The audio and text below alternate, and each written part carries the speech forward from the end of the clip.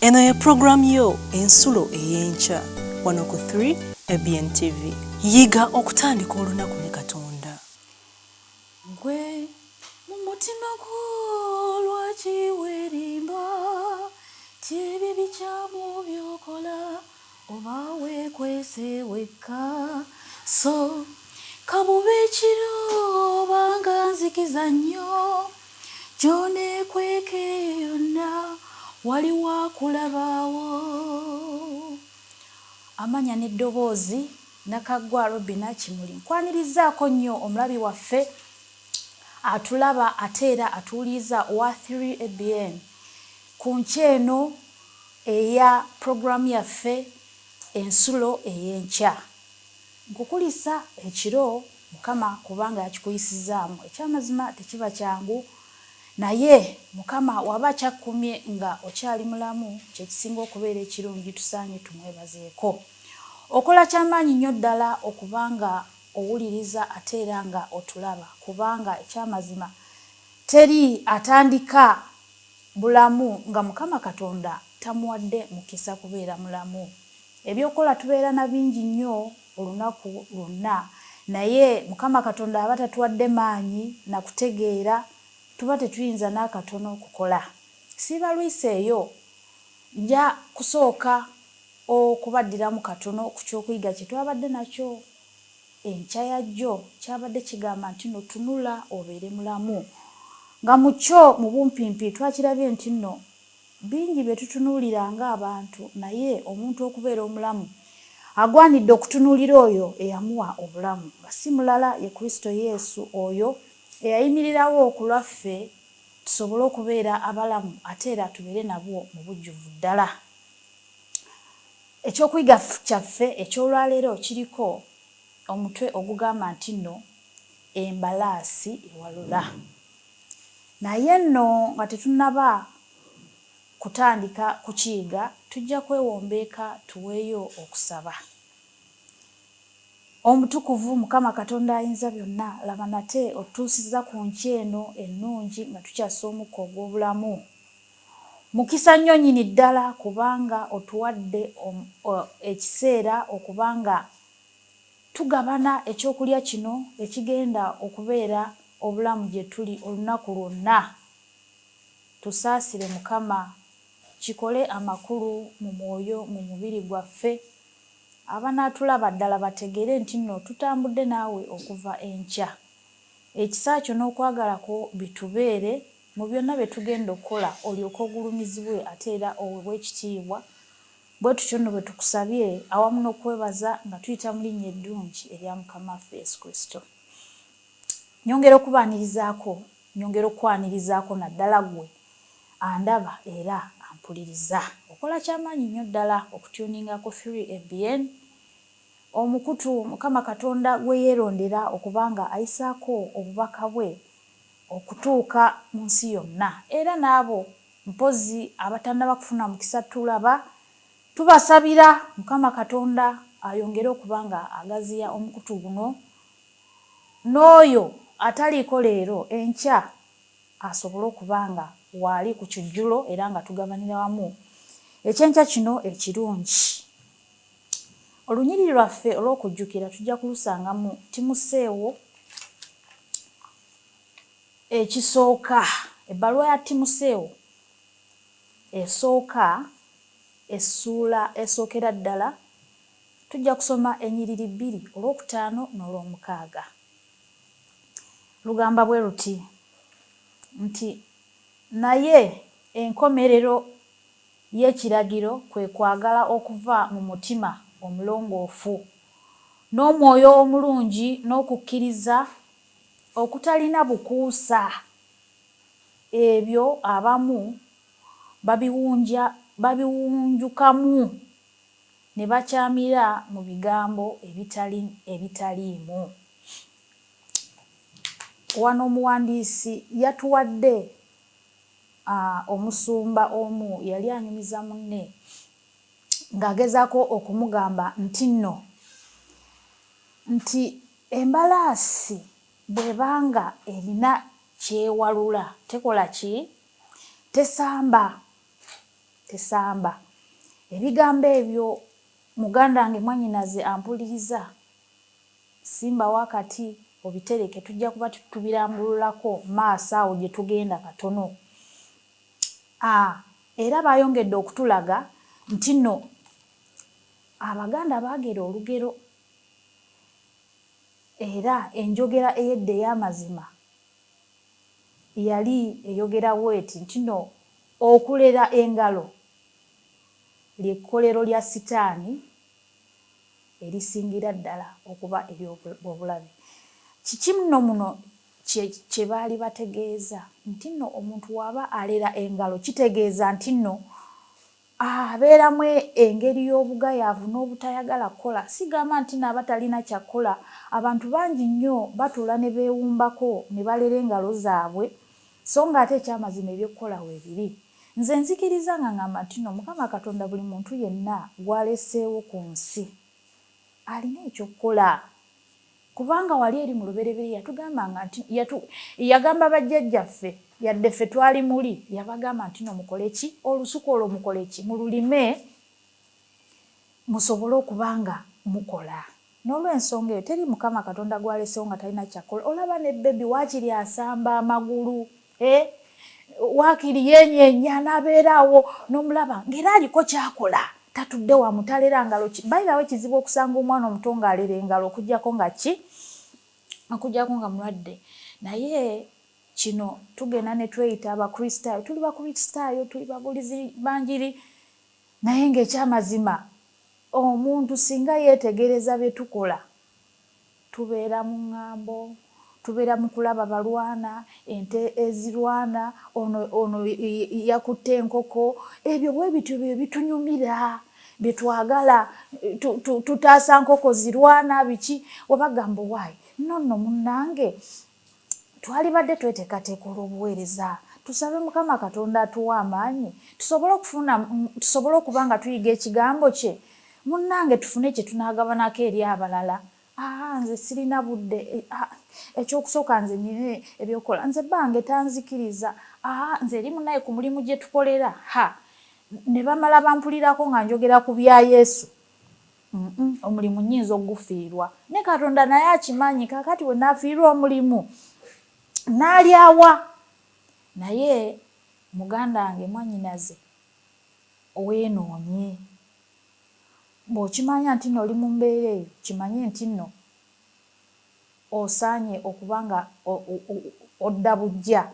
Saba amaanyi okuva eri Mukama Katonda asobole okuba nga akulaga ekituufu eky'okkola, oleme kuwulira nga ekikyamu kye kituufu, kubanga awo ojja kuba okutte ekkubo erikutwala mu kubula ate era okuzikirira. Kyandibadde kitya gwe ng'Omukristaayo era waalikoze otya? Mukama waffe nno alina olunyiriri yatulekera wano lwenjagadde tugabaneko ffenna bwe yali agenda mu ggulu. Matayo essula eya 28 olunyiriri olw'19 lutugamba lutya? Matayo 28 olunyiriri lwa 19 agambye nti nno kale mugende mufuule amawanga gonna abayigirizwa nga mubabatiza okuyingira mu linnya lya Kitaffe n'Omwana n'Omwoyo Omutukuvu. Kanyongereko olwabiri, nga mubayigiriza okukwata byonna bye nabalagira mmwe, era laba nze ndi wamu nammwe ennaku zonna okutuusa emirembe gino lwe giriggwaawo. Ebigambo ebyo Mukama waffe Yesu Kristo ye yabyogera yennyini, teyabirekera abayigirizwa bokka abaaliwo mu kiseera ekyo ng'agenda. Eyo yali kkanisa esooka, era nga nayo yalina omulimu gwe gumu ng'ogwaffe, okutuusa nga abantu bonna baweddeyo okumanya n'okutegeera Kristo. Ate njagala okutegeeza muganda wange, munnange bwe banaamala okutegeera ate naye tajja kulwayo, kubanga talaba nsonga lwaki atulinzisa mu kibi. Tuve mu nkaayana ezitasaanye, enkaayana ez'omupiira. Omupiira mulungi muzannyo, abantu baguzannya banyumirwa, naye waliwo ebintu bye tuteekamu ebiseera bya Katonda naye ng'ekyamazima si bye bigwanidde mu kiseera ekyo. Singa okomawo ng'omaze okutegeeza amazima n'olaba omupiira, it's okay, kubanga wakoze kati oli mu kiseera kyo kyakuwummula. Ate njagala okutegeeza muganda wange mwannyinaze ggwe andaba era nga nzikiriza nti nompuliriza, kubanga ate bw'oba ondaba bulabi nga towulira kijja kuba kyakabi nnyo. Era bw'oba olina ebikutaataaganya ebikulemesa okuwulira bye njogera, nkusaba osooka obiwummuzeeko ebbali. Njagala okutegeeza nti nno enjiri yonna nga tugitegeeza, osooka kujambala gwe kennyini ky'ogenda okutegeeza okkiriza nti kituufu. Bw'oba tokkiriza nti kituufu, ekyamazima oli gw'ogenda okkibuulira tekijja kumwanguyira kukikkiriza. Lwaki? Tino ojja kusooka okimubuulire kaakati alabe gwe ky'omubuulidde ky'okola. Y'ensonga lwaki bw'omala okukikkiriza ate saba amaanyi agakissa mu nkola. Kyamazima ebigambo bino eby'obulamu ebiseera ebisinga tubiwulira ne tubyagala ne tuwulira ng'ekyamazima kitundu ku ffe, naye okubissa mu nkola ne kibeera ekizibu. Kale nga tonnaba kukkiriza kussa bigambo bino mu nkola, leka kupakuka kugamba nti kangende ntegeeza nti batugamba tugende tubuulire. Era bw'onoogenda n'otegeeza naye nga tobirina ku mutima, tobyambadde, oli ajja kutunuulira embeera yo gye weeyisaamu. Ebigambo bino tebijja mubeerera byangu kuwulira na kussa mu nkola. Naye bw'onoosaba Omwoyo wa Katonda waali okuyinzisa ekyo ky'owulira nga tokisobola, ddala bwe kibanga bulamu gy'oli ajja kuyinzisa okukikola. Abantu bali b'obulira okutandikira ddala ku b'omu nju yo kakati be baddako olwo omaze okwambala ekigambo era okibulira. By the way, kankutegeezeeko muganda wange mwannyinaze ggwe andaba era ampuliriza nti nno ebigambo bino bwe tubyambala bwe tubibeera si kwogera bwogezi. Ekigambo kino okyogera ate era n'okikola, byonna tuba tubuulira. Y'ensonga lwaki bagamba nti nno munnange ne Kasiru ayogera. Lwaki? Kasiru tafulumya kigambo kyonna, naye ebikolwa biraga kyakola ki? Kyayogera era kyategeeza. Ate njagala okutegeezaako oba kino obadde tokimanyi ti nno olulimi olusinga okwogerera ddala era oluteetaagisa gamba ayogedde naye siwulidde kyayogera oba abadde ayogera ki? Olulimi lw'ebikolwa lubuulira enjiri wonna. Oli nga tatawanye kugamba nti nzivuunulira, gwe kasita oteeka mu nkola ekyo ekigwanidde, omuntu aba ajja kutegeera ono muntu wa Katonda. Kano kankubulireeko ka story kamu. Waliwo omusajja omu eyagenda mu nsi emu, in fact nga tategeera lulimi lwayo, naye nga yali musajja Mukristaayo ng'ayagala okutegeeza abantu abo amazima. Naga abantu bano nkoze ntya? N'afuna we yali asinziira okuweereza. Kaakati omusajja ono kye yakola n'akwata ekidomola kya neighbor n'agenda ku luzzi n'amuleetera amazzi, n'amukolerako ku mirimu gy'awaka. Be yasanga ku luzzi nabo n'abayisa bulungi, abaali beetaaga okubasenerako n'abasenerako, n'amutikka, omulala n'amusitulirako. Bwe yafumanga akamere ke n'awa mulirwana n'akola ki? N'akola ebikolwa ebyekisa. Naawe ky'olaba okitunulako omwoyo n'agamba ekikolwa ekyo kya kisa, omuwadde ekyokukolera ekyo. Era omusajja oyo yatuuka ekiseera n'avaawo mu kitundu ekyo. Kati wayitawo akaseera waliwo ababuulizi b'enjiri abajja okubuulira enjiri mu kitundu ekyo nga boogera, bo baali bamanyi olulimi lw'abo abantu nga waliwo ne translator oba omuvuunuzi.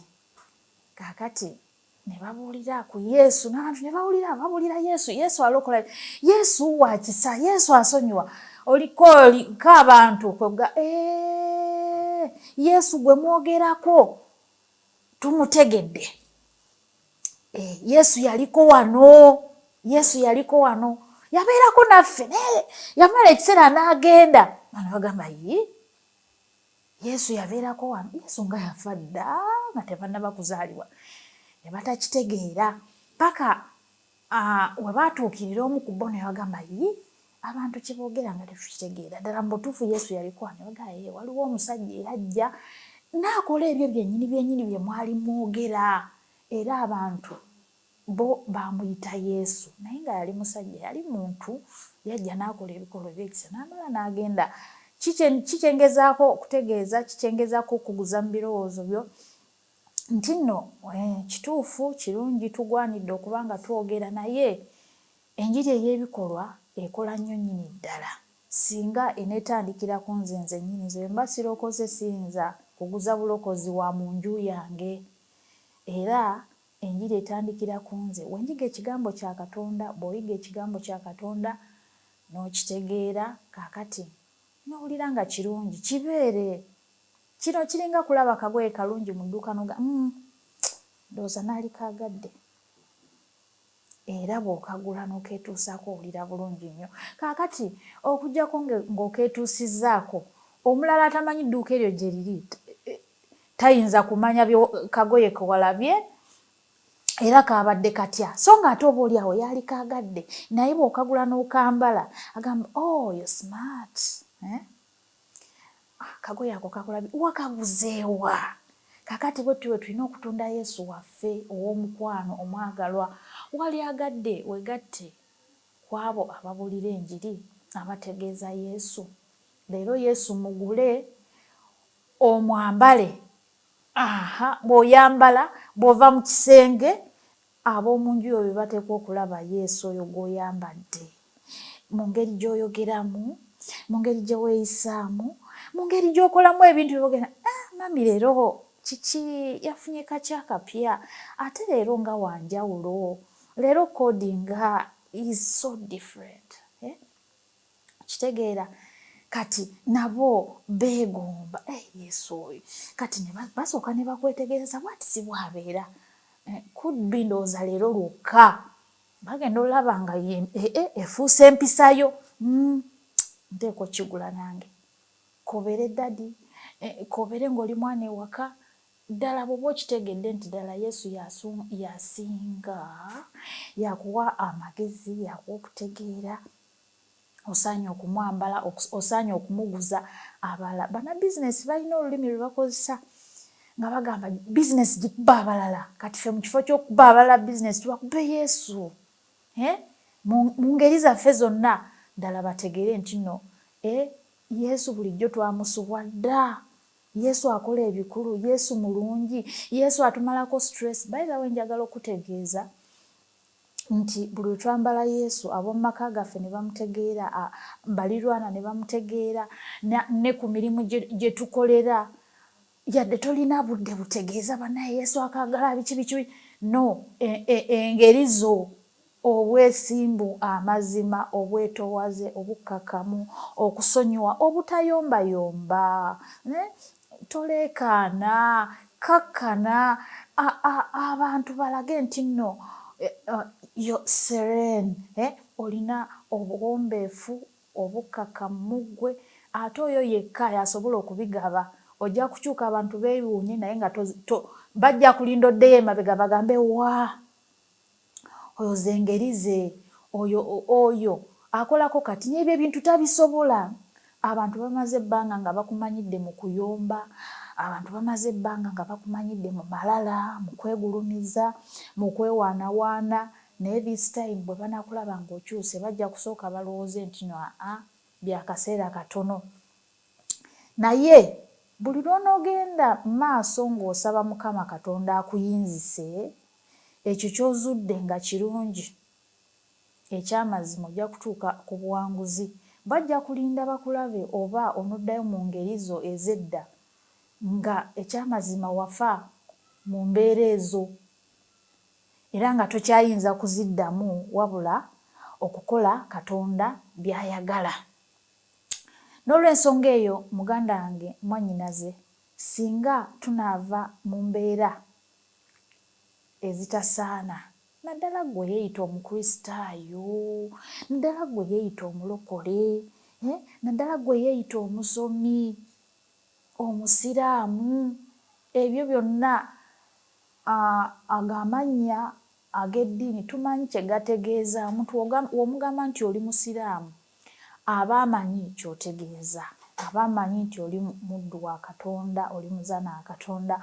N'olw'ensonga eyo ogwanye okubanga weeyisa bulungi, ogwanye okubanga olaga ekyokulabirako ekirungi eri abatuuze, abantu bategeere nti ddala oweereza Katonda, osinza Katonda. Muganda wange mwannyinaze andaba era ampuliriza, eryo lye nkusibiridde ku nkya eno ey'olunaku luno olwaleero. Era singa onooligula n'olitwala mu makaago ne balyako, n'oliguza ne balirwana n'ab'omukubo ne ku mulimu gy'okolera, weewaawo ojja kubeerako obukuumi bwa Katonda, kuba Mukama Katonda atusuubiza nti nno buli anneesiga era n'ansenga sirimuleka yekka, wabula nja kubeera wamu naye yonna gy'agenda. N'ebigambo ebyo nsaba nga ogenda ku mirimu gyo, Mukama Katonda mukulembeze, era tujja kubanga tuwaayo okusaba ate tusobole okubanga tutandika enkya eno ennungi nga Katonda bw'anaateesa. Katwewombeeke tuweeyo okusaba. Omutukuvu Mukama Katonda ayinza byonna, tukwebaza olw'ekyenkya ekirungi ky'otuwadde. Mukama mukisa nnyo nnyini ddala kubanga otuwadde okukifuna. Waliwo abatakifunye naye nabo tuyaayaana okibatuuseeko. Abaddu bo n'abazaana bo Mukama, ffenna nga tugenda okutandika olunaku tukulemberemu, tetumanyi, tetutegeera. Mukama gwe magezi, gwe kutegeera, tubeererewo mu buli mbeera yonna. Tusisinkana abantu abazibu Mukama, tulage engeri gye tuyinza okukwatagana nabo, ate era tulage engeri gye tuyinza okuvuunuka embeera ezitali zimu. Abamu tuli balwadde Mukama, tukusaba otusumulule mu ndwadde ezituluma, ez'omwoyo, ez'omubiri, tusumulule Mukama. Abamu tuyaayaana nnyo okola by'osiima naye twesanga Mukama tukoze ebitasaana. Tusaasire, otujje mu bunafu, otujjuza amaanyi aganaatuyinzisa okukola ebigwanidde. Bangi bateeseteese okukola ebitasaana, abamu bayiyiza mu nsawo za bannaabwe Mukama, abamu bateeseteese obutemu obutali bumu. Ziyiza Mukama abalina endowooza ezifaananako bwe zityo, balumirize mu mitima Mukama, bamaleeko emirembe, bakyuse engeri zaabwe, bajjukire nti no yadde tebakoze ekyo, ojja kubagabirira mpola mpola Mukama, obawalule era obaleete gy'oli. Ekisa kyo n'okwagala kwo byongere okutubeera Mukama, otuyise mu lunaku luno, oziyize obubenje bwonna mu makubo yonna gye tugenda okutambulira, era otutuuse ku buwanguzi. Kwe kusaba kwaffe amu n'okwebaza nga tuyita mu linnya eddungi erya Mukama waffe Yesu Kristo. Amiina. Yiga okutandika olunaku ne Katonda. Olwo nno ebisuubizo bye birabike gy'oli.